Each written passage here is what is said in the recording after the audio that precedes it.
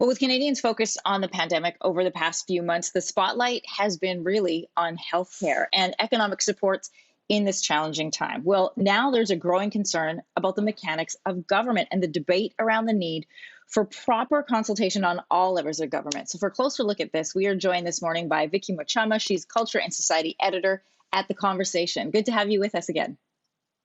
Good morning.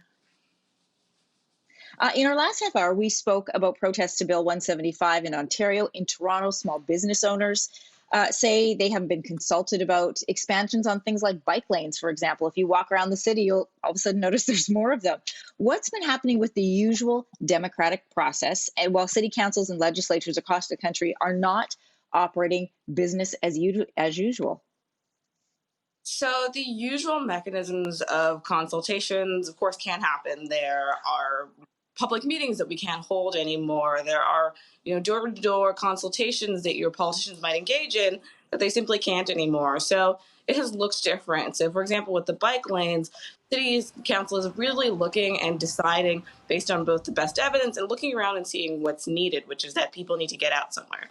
So there's a difference between what is, a decision that might not be consulted about and a decision that is evidence-based. So something like bike lane, the city has tons of reports saying that bike lanes both help people get out, that they can be a boon to business, and that they can be an asset to how the city functions.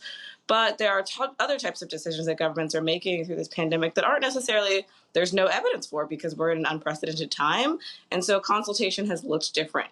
But we also have seen governments try to figure out how to create consultation moments. So, from having online meetings where they're asking people to deputize and speak out, or, encouraging people to reach out to them and looking for those proactive opportunities. Well, I want to cite a federal example that came about last week, and that is the reaction now that Ottawa outsourced the administration of the student grant program for student volunteers. That has been handed over to We. It's a charity that works with Sophie Gregoire Trudeau, the Prime Minister's wife. Uh, it's more than $900 million. How would this have been handled differently if the House of Commons was sitting as it normally does? Well, if it was being handled normally, there would be questions around why, for example, the bureaucracy couldn't handle something on this scale. If we're just generally looking at a national service program for young people, there would be questions about if the money is the appropriate amount of money. There'd be questions about incentivizing people to effectively volunteer, which is what one of the organizations that had kind of consulted on this, which is Volunteer Canada, really raised issues with. And if we had, for example, a regular House of Commons, rather than what they're calling a committee of the whole, which is effectively all members sit on this committee, but it's not the usual House of Commons. So parties don't have all the usual methods that they have to hold the government to account, but they can be in conversation with the government. So, with something like this, the government effectively gets to make a decision and move forward, whereas there is not a lot of opportunity for any of the parties to stall the government's decision making or to really ask them questions before any of this money is dispersed and spent.